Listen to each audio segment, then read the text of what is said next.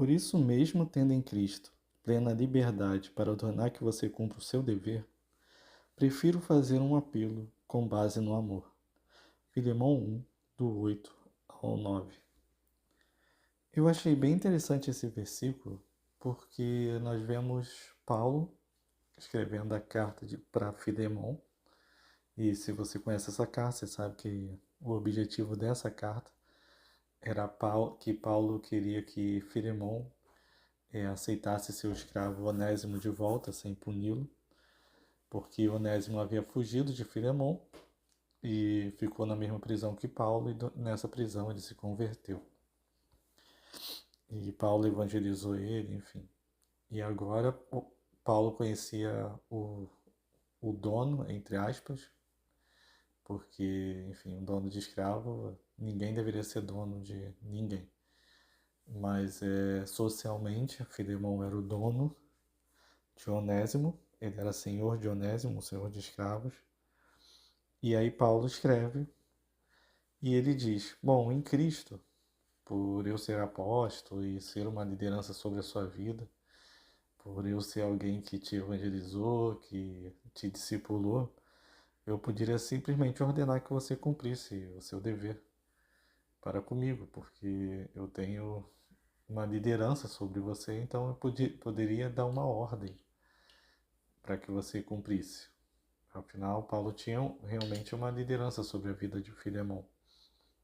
Mas eu prefiro fazer um apelo com base no amor. E aí, quando eu penso sobre isso, eu penso que como faz diferença, né? Quando a gente obedece algo porque a gente tem que obedecer, do que quando a gente faz por amor. E aí, quando eu penso sobre isso, eu penso logo em Deus. Porque Deus, quando cria a humanidade, ele dá uma ordem para o ser humano. Ó, eu criei aqui o jardim, você só não vai comer de uma árvore. Então, assim, você tem uma floresta inteira de árvores frutíferas, de plantas para você comer, enfim. Cara, tem a salada à vontade que você pode comer aí, todas as frutas. Fique à vontade, só não come aquela fruta ali. E por que Deus coloca a fruta a árvore do conhecimento do bem e do mal? E aí, enfim, tanto faz se você acredita que isso é literal, que isso é filosófico, enfim. O fato é que de alguma forma o homem desobedece a Deus. Mas por que Deus coloca a árvore? Isso é uma crise que muita gente tem, né? Por que Deus permite botar aquela árvore? Porque ele simplesmente não obrigava o ser humano, afinal ele é Deus. Então se ele é todo poderoso, se ele tem todo o poder, se ele que criou o ser humano, ele tem autoridade sobre o ser humano. Porque ele simplesmente não obrigou o ser humano a viver no jardim e acabou. Por que botar a árvore? Porque Deus quer que a gente obedeça por amor. Essa que é a verdade. Deus é amor.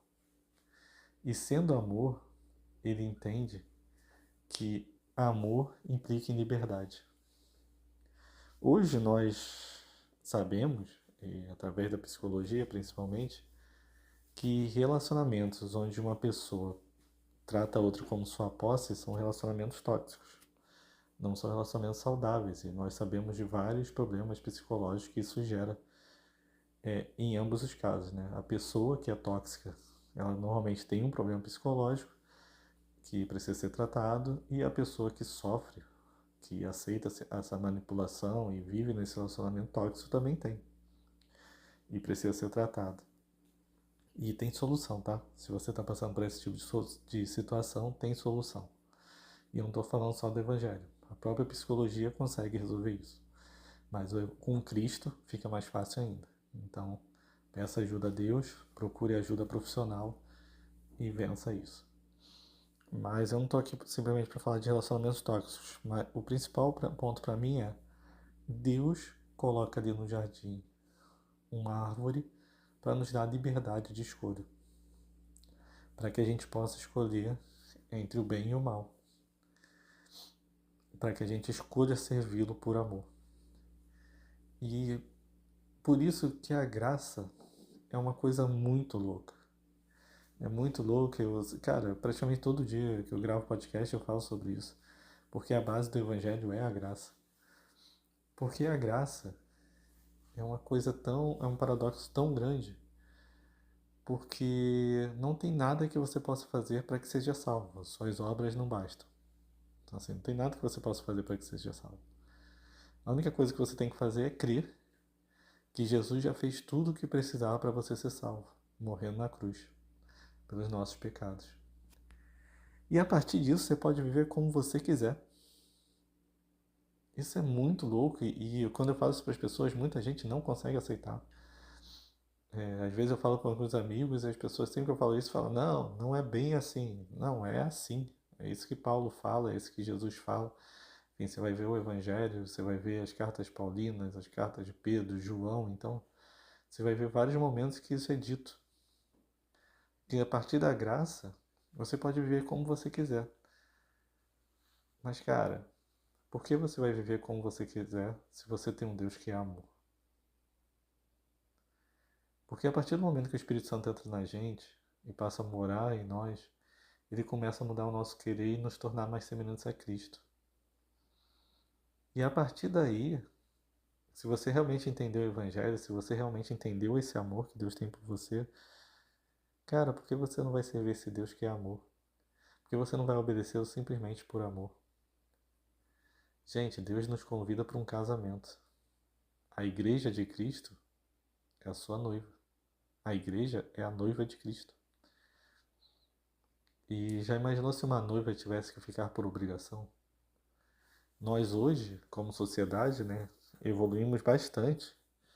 E são raros locais em que as pessoas casam por obrigação, em que elas são forçadas a casar. Graças a Deus, isso é uma evolução que a humanidade teve. As mulheres hoje têm a liberdade de escolher com quem vão casar. Isso não era normal até uns 100, 200 anos atrás, não sei exatamente. Mas o fato é que isso é uma mudança que ocorre principalmente no século passado, do meio do século passado para cá, principalmente depois da década de 60, enfim. E você vê que agora as pessoas casam, entre aspas, por amor. Obviamente, existem pessoas que casam por outros motivos, mas teoricamente todo mundo casa por amor. E ninguém é obrigado. E a mesma coisa com Cristo. A gente quer ter uma aliança com Cristo por amor, cara. Porque Ele nos amou primeiro, nós o amamos porque Ele nos amou primeiro. Ele escolheu nos amar. Ele escolheu se entregar. Ele escolheu se doar.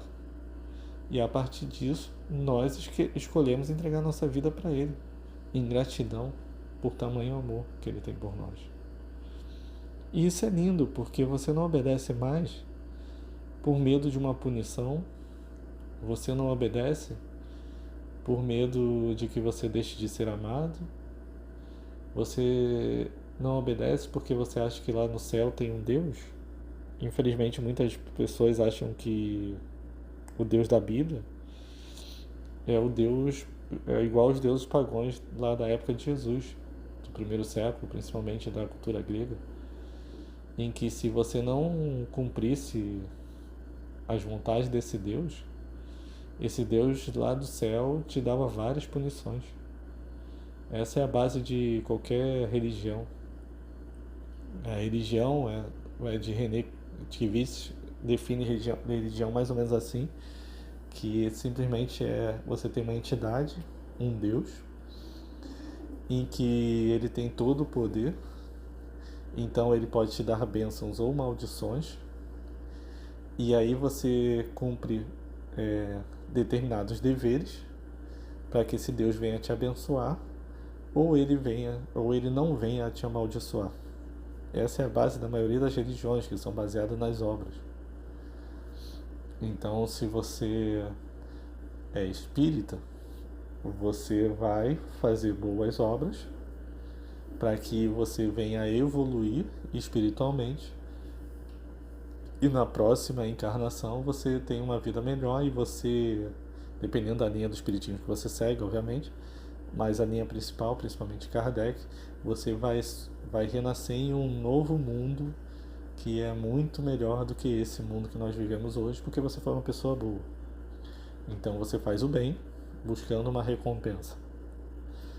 Quando você vai para para as religiões afro, normalmente você faz uma oferenda, e aí a gente costuma dividir, né, entre a magia branca e a magia negra, o que é um racismo, né, também, nesses termos, mas assim, é como se fosse uma magia boa e uma magia ruim. A magia boa, você oferece uma oferenda para uma determinada entidade, para que esse espírito bom, entre aspas, entenda o que eu estou dizendo, eu estou ilustrando como é em outras religiões. Obviamente eu não vou entrar aqui em todos os detalhes não, tá, gente? Eu tô falando, eu prego o evangelho, eu não prego outras religiões. Então eu só estou aqui ilustrando como funciona a lógica de boa parte das religiões. Então se você está numa religião afro, você faz uma oferenda para um espírito de bem, para ele fazer uma coisa boa para você, e um espírito de mal, para que ele faça uma coisa má para alguém que você quer que ocorra o mal. Então, assim, mas percebe que é sempre uma entidade que tem um determinado poder, e dependendo do que você faça, você possa manipulá-la para que ela faça a sua vontade. Então, a verdade é que nessa lógica, você é Deus. Você é Deus, porque se você consegue manipular, isso significa que você que é Deus, você que está no comando, você que é o Senhor. Só que aí a gente vai para a Bíblia, e aí eu poderia citar várias outras religiões, como o hinduísmo, como é que funciona, enfim, o islamismo e por aí vai. E aí você vai para a Bíblia, e aí você vê um Deus que faz uma aliança desde o início do povo de Israel, que ele chama lá Abraão, um cara que era pagão, vivia no meio de um povo extremamente pagão, e ele vai lá e chama esse cara e fala para ele, olha, eu vou te dar um monte de terra aqui, só me segue. Eu vou te dar aqui tudo isso aqui, sua descendência vai ser bastante próspera e simplesmente ser tu uma benção. E essa aliança vai passando de geração em geração, vai chegando até José, aí depois o povo fica 400 anos lá no Egito, e aí do nada Deus simplesmente levanta Moisés, e sejamos lógicos, assim, se você quer propagar a sua palavra para o mundo todo, não era mais fácil converter Faraó? Entende? Tipo assim, pô, você já tem a maior nação do mundo, tal. Aí não, você vai nessa nação, escolhe os escravos dessa nação, e aí você começa a fazer sinais e maravilhas e tal, liberta esse povo, envia ele para uma nova terra, e por aí vai. Então assim, você vê toda a história bíblica acontecendo, e tudo isso apontando para o Cristo, para Jesus, que um dia vem, vive uma vida perfeita, morre em nosso lugar para nos salvar. E aí o que a gente precisa fazer para ser salvo? Crer. Não, mas eu preciso crer. Ah, mas eu não tenho que. Só crer. Você está salvo. Mas Bruno, como assim? Não pode ser só isso. Eu tenho que fazer alguma coisa. Eu tenho que fazer mais alguma coisa para esse Deus. Eu tenho que cumprir algum dever fora com esse Deus. Não, você não tem mais dever com esse Deus. O relacionamento é de amor. É uma escolha que você vai fazer. Você vai escolher amá-lo. Porque ele te amou. Cara, isso é muito louco. Isso é muito louco. Porque nós temos uma mente capitalista, nós vivemos no Ocidente, nós herdamos nossa religião do catolicismo, que também tem muita coisa da meritocracia dentro dele. Então nossa mente é toda meritocrata. Então assim, a gente acha que se a gente fizer o bem, vai ocorrer o bem, se a gente fizer o mal, vai ocorrer o mal.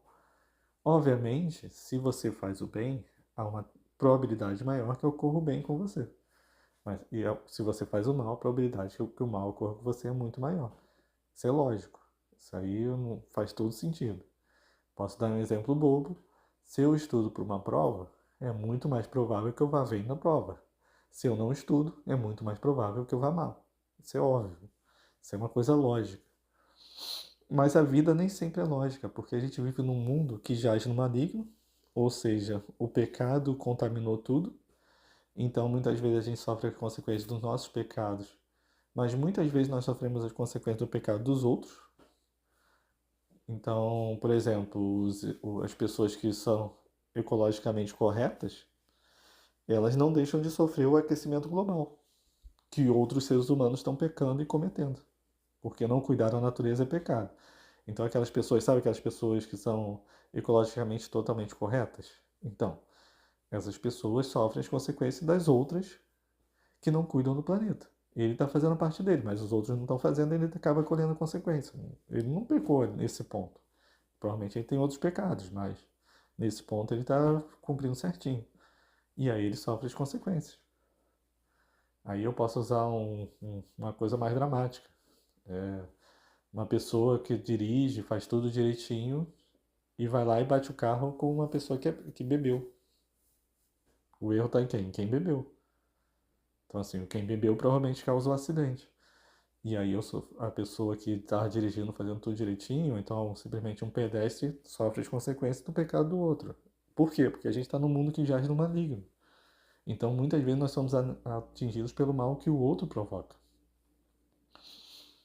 E mas, por outro lado, nós todo dia recebemos o ar para respirar. Você já parou para pensar se você realmente merece o ar que você respira? Caraca, pegou pesado. A comida que você come, todas as bênçãos que você tem na sua vida. Sério, pensa em todos os bens que você tem. Será que você realmente merece isso? Você é tão bom assim que você merece essas coisas? Ah, Bruno, eu que lutei e conquistei. Mas se Deus não te desse saúde, você ia conquistar alguma coisa? Então, assim, gente, a gente precisa entender que a gente vive num mundo baseado na graça. E graças a Deus por isso. Porque se a gente vivesse num mundo baseado única e exclusivamente na justiça, a gente viveria num mundo que Jesus nunca morreria por nós. Porque a gente não merece. A gente não merece que Jesus morra por nós.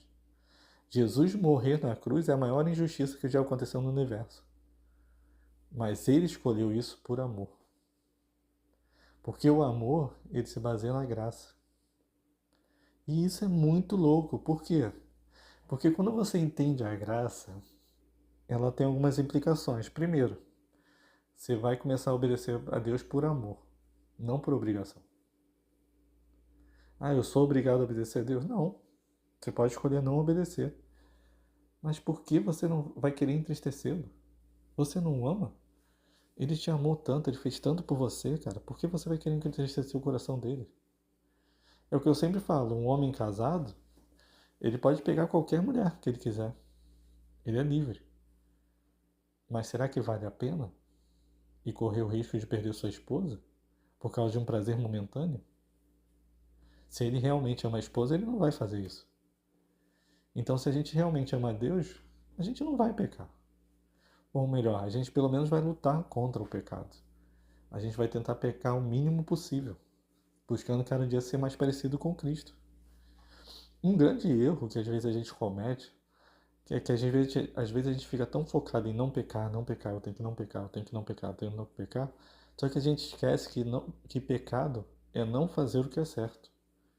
Quando a gente está focado em fazer o que é certo, a gente peca muito menos.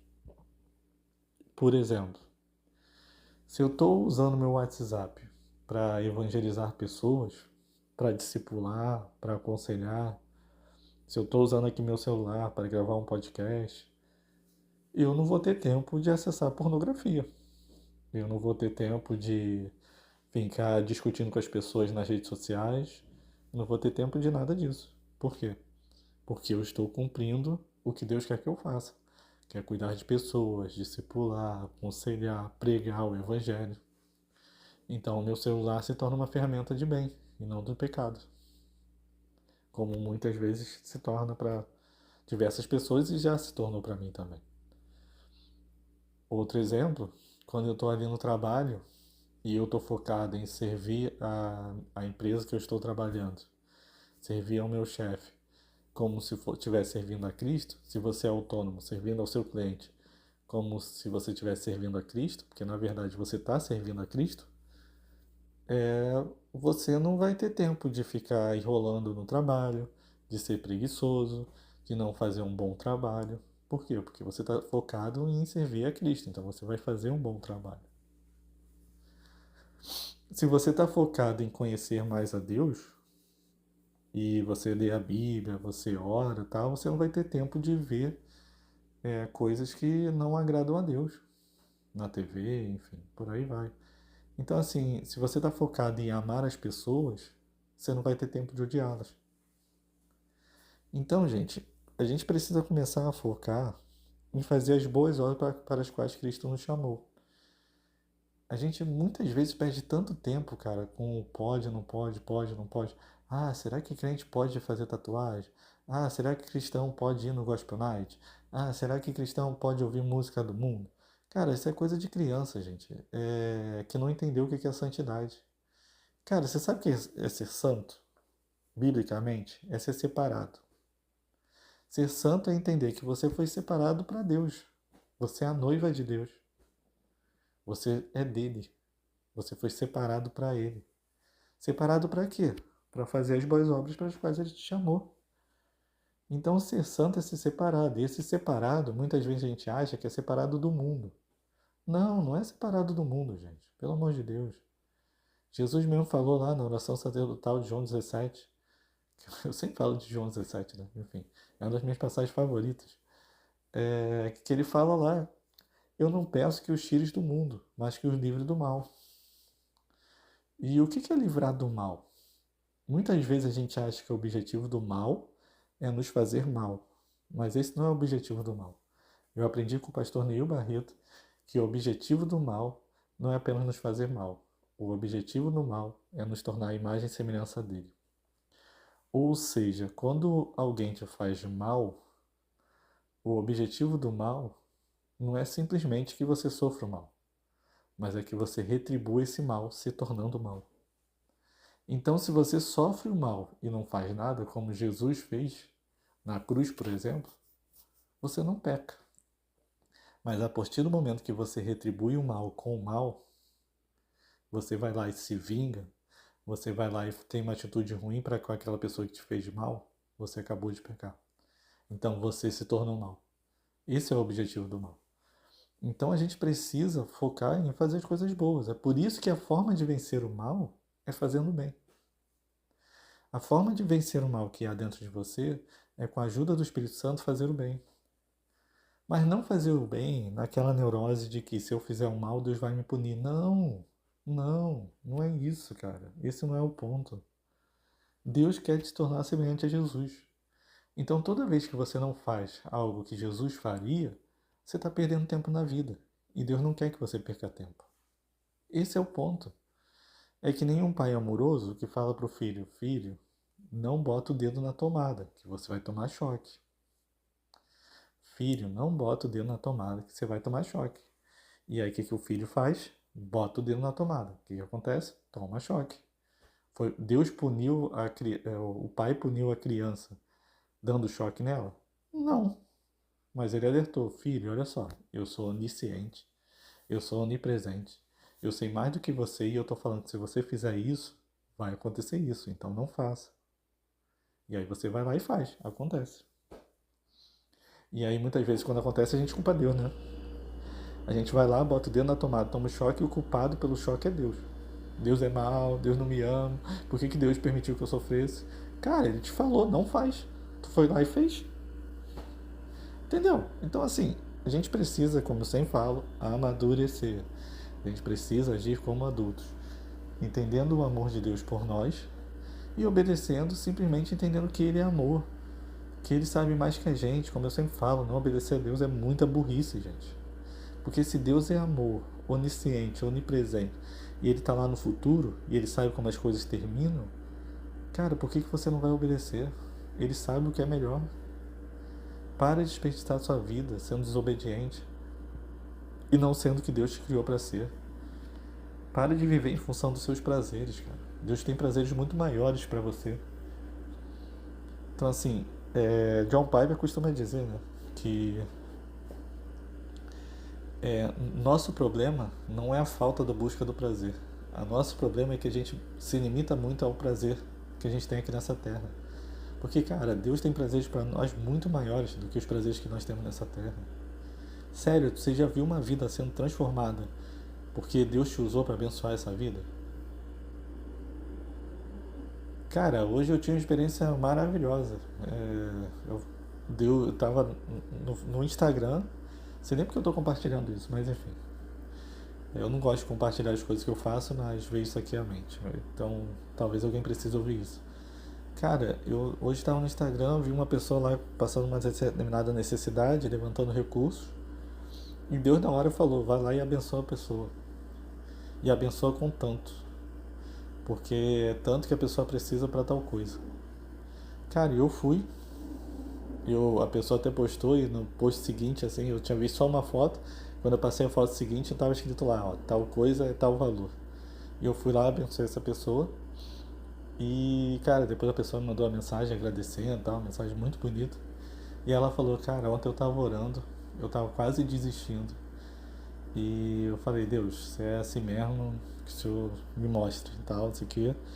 Ela tava pedindo um sinal para Deus, porque ela tava bem desanimada com uma situação lá. E, enfim, eu fui usado por Deus para abençoar essa vida. Cara, que privilégio. Que privilégio. Assim, tipo, cara, isso dá muito mais prazer do que a maior parte das coisas que o mundo oferece, cara. Vai transformar vidas. Vai impactar esse mundo. Você aí tem talentos, você tem dons. Vamos fazer a diferença nesse mundo. Vamos fazer a diferença em vidas, cara.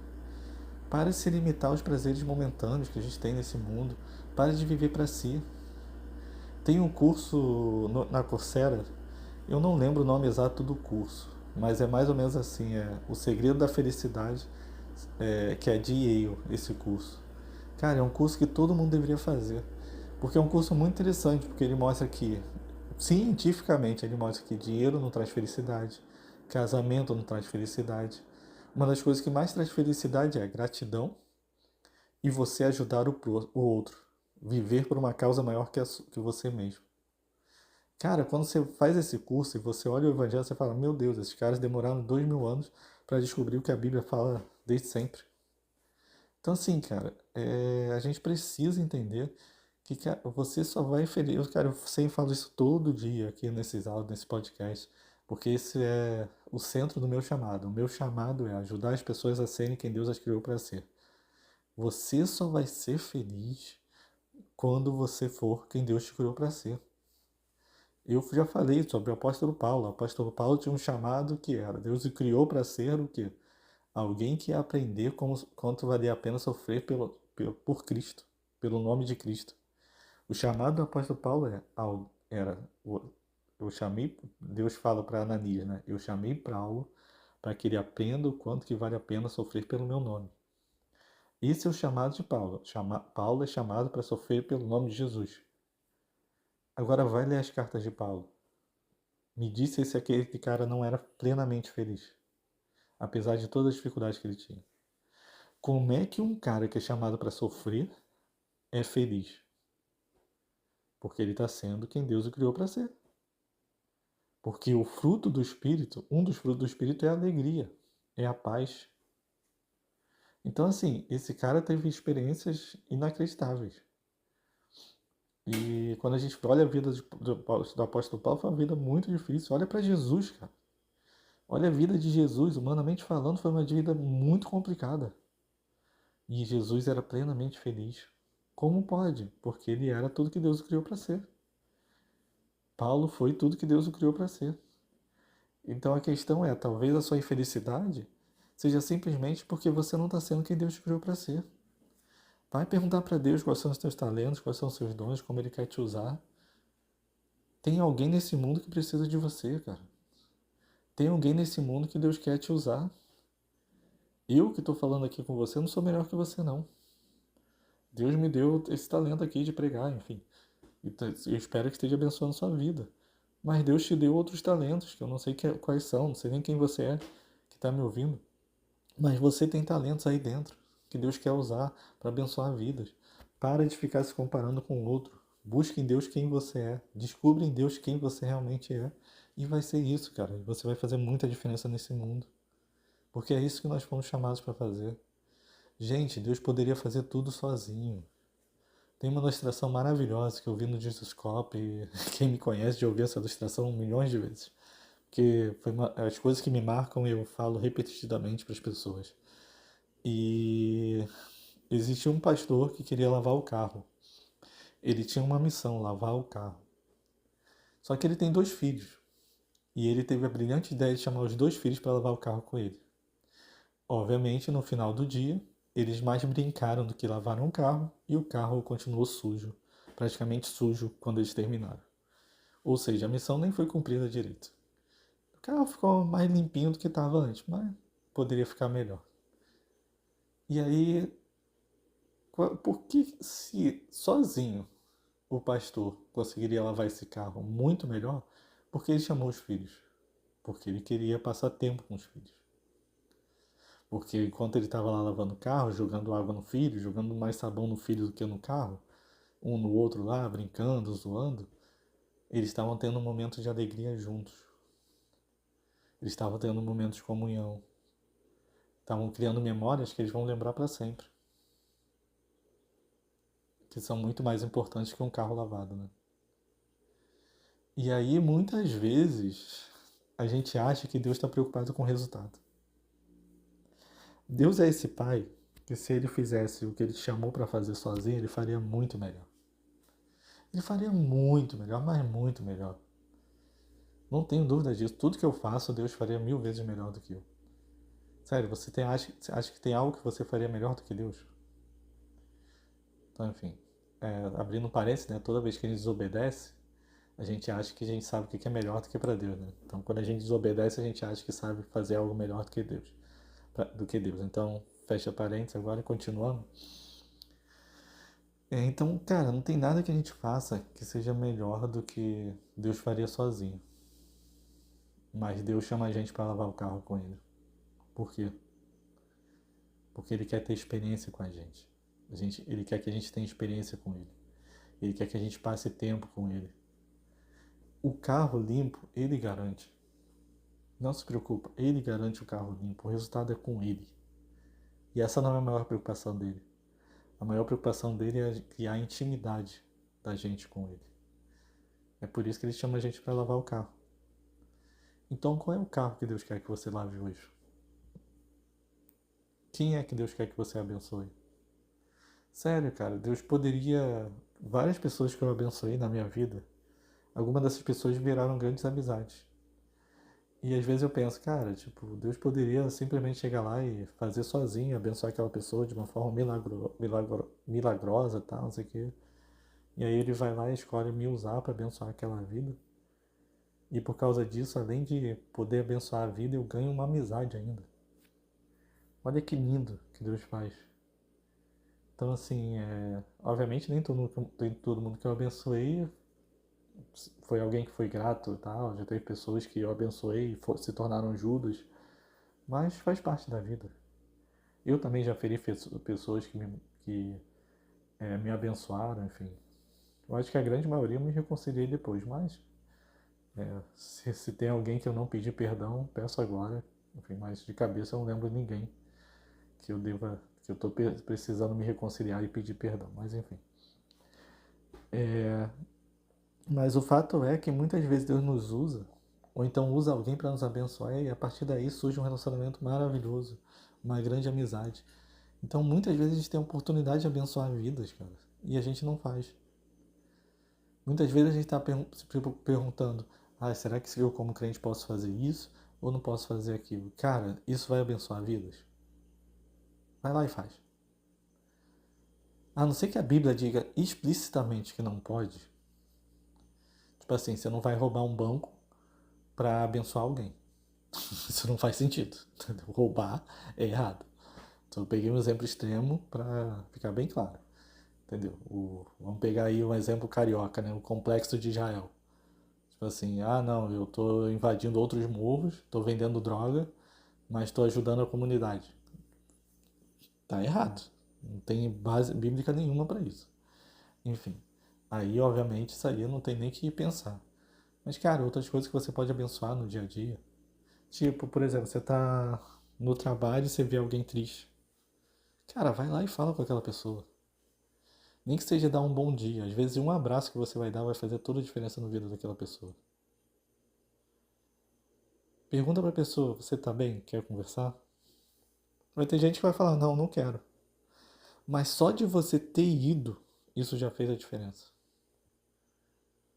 Isso já aconteceu comigo, já teve, quando eu era líder de adolescente, eu lembro de uma adolescente que ela era muito fechada, muito fechada. E algumas vezes eu via ela triste, e assim, no final da aula, normalmente eu ia lá falar com ela e falava, cara, você tá bem? Você quer conversar? E ela falava, não quero conversar. E, enfim, mas eu falava pra ela sempre, tá, mas se precisar eu tô aqui, tá? Eu me importo. E saía, deixava ela, respeitava o espaço dela.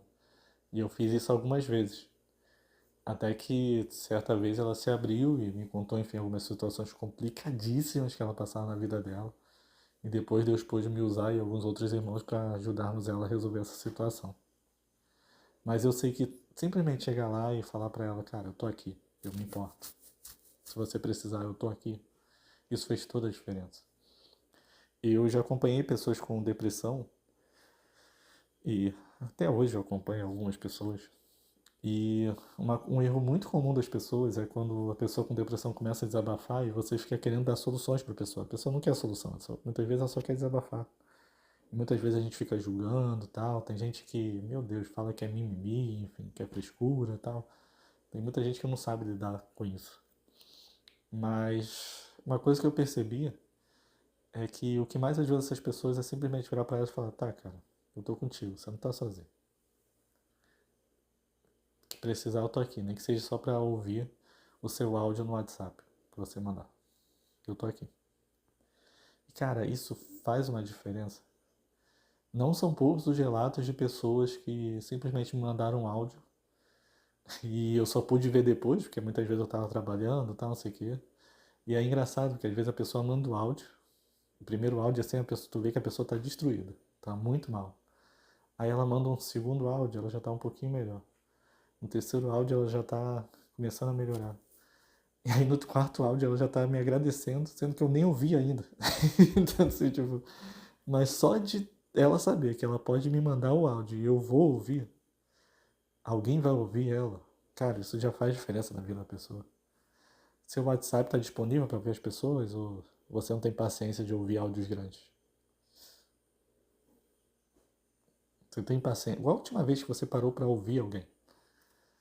Ou você só quer falar? E eu não tô falando de podcast não, que eu sei que podcast aqui você tá parando, sei lá, meu Deus, 37 minutos já pra ficar me ouvindo. Não, eu tô falando você simplesmente parar e ouvir alguém.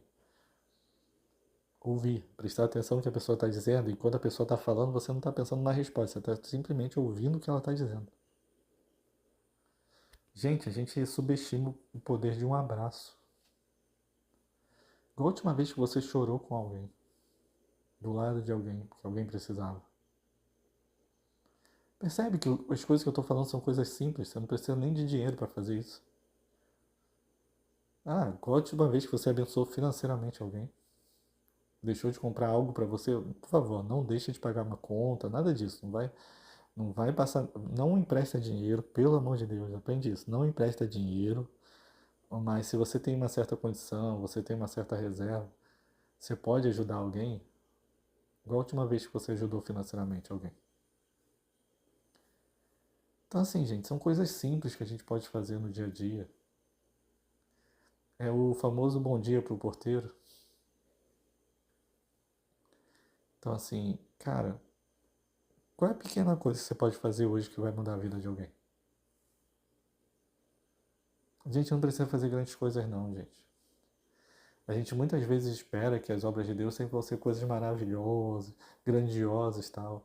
Mas sabe as coisas que mais me marcaram a vida de pessoas que Jesus fez? E olhando a Bíblia, eu sou muito detalhista. Eu me imagino lá na história e eu percebo que muitas vezes foram pequenos gestos.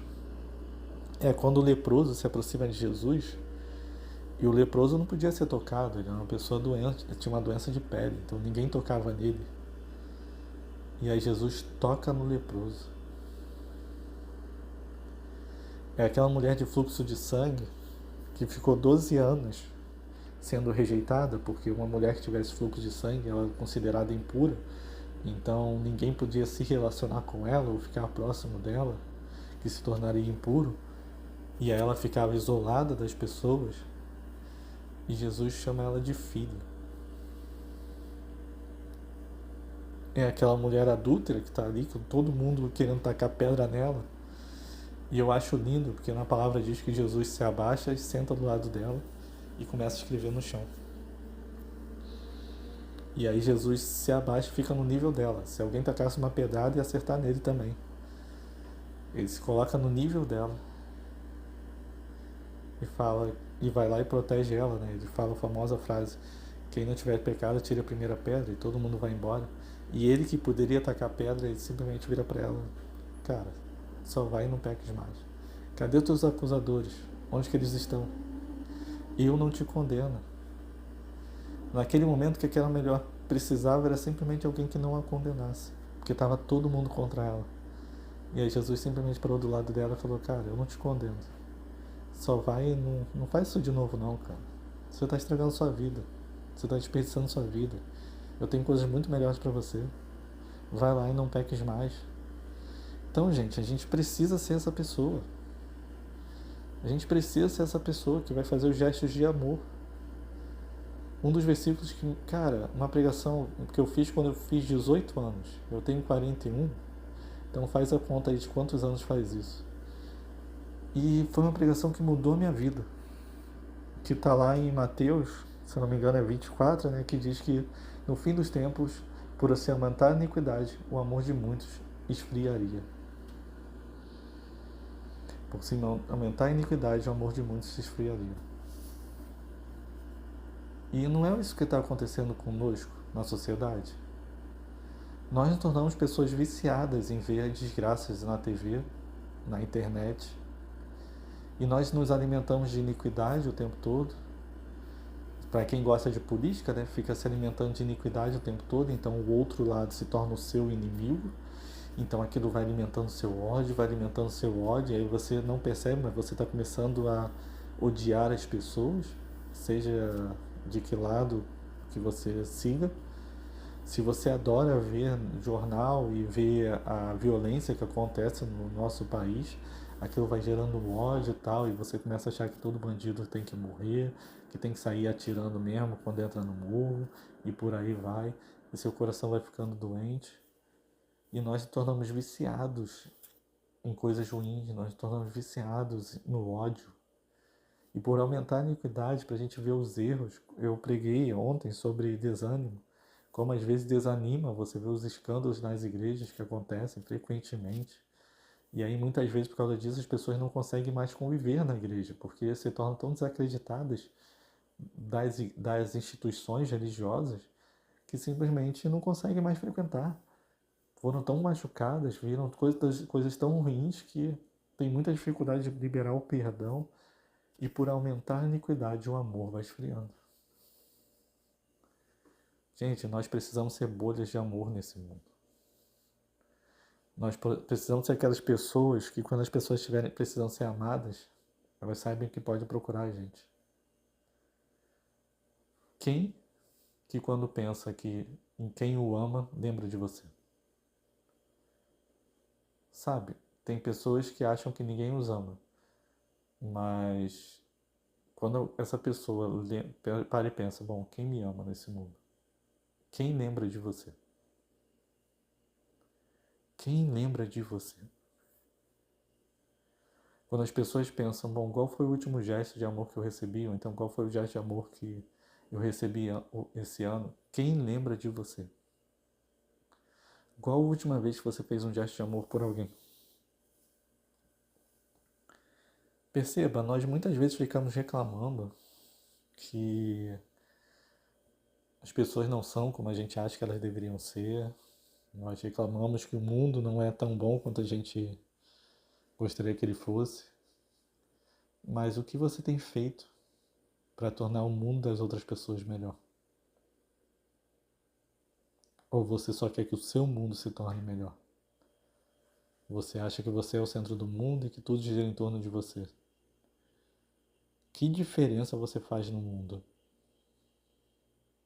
Que diferença você tem feito na vida das pessoas? Ah, nenhuma, Bruno. Ah, então vou desistir da vida. Não. Comece a viver.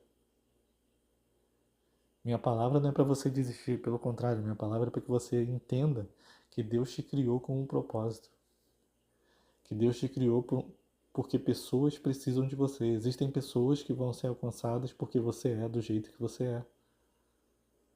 Ah, Bruno, mas você não sabe o quão errado eu sou. Eu não sei, mas eu sei o quão errado eu sou e mesmo assim Deus me usa. E se Deus é capaz de usar alguém tão errado quanto eu, Ele é capaz de usar alguém tão errado quanto você. Se Deus é capaz de usar alguém tão limitado e tão falho quanto eu, Deus é capaz de usar alguém tão falho e limitado quanto você. O que a gente precisa fazer para isso? Simplesmente decidir amar. Decidir obedecer não por obrigação, por medo de uma punição, mas simplesmente porque nós amamos a Deus. E porque nós amamos a Deus, nós vamos amar as pessoas. Inclusive quando elas não merecem ser amadas. Porque é nesse momento que elas mais precisam. Por mais difícil que seja. Nem sempre eu consigo, tá? Mas eu sempre tento. Tem vezes que as pessoas fazem determinadas coisas que eu falo, Deus, fulano fez isso de novo. Aí Deus me lembra na hora, 70 vezes 7. E eu vou lá e ajo com amor. Então, vamos ser essas bolhas de amor. Não deixe que o seu amor esfrie. Não deixe que o seu amor acabe por causa da iniquidade do outro. Posso te dar um conselho, que foi uma coisa que eu fiz e mudou a minha vida? Corta o jornal. Corta essa mídia social que você acessa e que faz odiar você, as pessoas que não votam como você. Corta esses canais do YouTube, do Facebook que só falam mal dos outros e que você vive, só vai aumentando o ódio que você tem por determinado tipo de pessoa. Comece a se alimentar de coisas que aumentam o amor que você tem. Vai se alimentar da palavra. Sério, para e pensa, se você trocasse essas fontes e ao invés disso você trocasse pela Bíblia, por livros cristãos e por pregações, será que você não estaria amando muito mais? Isso é uma coisa que eu percebo, cara, quando o meu devocional não está em dia, eu amo muito menos. Mas quando eu paro de alimentar das coisas ruins e foco em ouvir pregações, foco em ler a Bíblia, foco em ler livros cristãos, foco em ouvir louvores, enfim, foco em estar mais próximo de Deus, cara, as coisas mudam. E, gente, não tem nada errado de ouvir música que não seja cristã, não tem nada de errado de assistir série, não tem nada de errado de, sei lá, jogar videogame, enfim, não tem nada de errado de fazer essas coisas. Não são pecado em geral. Mas, cara, se você só faz isso, não tem nada errado em assistir jornal, embora eu não veja nada edificante naquilo ali. Mas se você gasta mais tempo vendo jornal do que se alimentando de coisas que vão alimentar o teu espírito e aumentar o amor que há dentro de você, que o Espírito Santo quer gerar através de você, cara, você vai estar muito mais voltado e voltado da vida. Se você ficar no jornal vendo o que o político que você não gosta fez, você só vai ficar odiando quem votou nele. Agora, se você ficar ouvindo palavras como essa que te incentivam a amar as pessoas, você vai amar inclusive essas pessoas que votaram nesse político que você não gosta. Do que você tem se alimentado?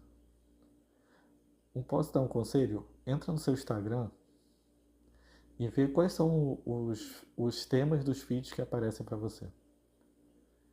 É disso que está sendo cheio o seu coração. Será que quando você vai lá no Instagram aparece um monte de palavras de Deus, versículos, pregações, entendeu? Relacionamentos saudáveis que você tem com as pessoas? Ou parece mensagem de ódio? Parece só meme? Porque assim, eu não sou contra meme não, tá? Eu compartilho um monte. Mas será que só aparece meme? Sua vida está baseada em memes? É uma boa coisa para você avaliar. O algoritmo, ele é programado para mostrar o que a gente gosta. Então, muitas vezes o lixo que a gente vê no Instagram é o lixo que a gente gosta. E é disso que você tem se alimentado. E talvez por isso você se sinta tão vazio. Você só coloca lixo para dentro. Quando é que você vai começar a colocar coisas boas?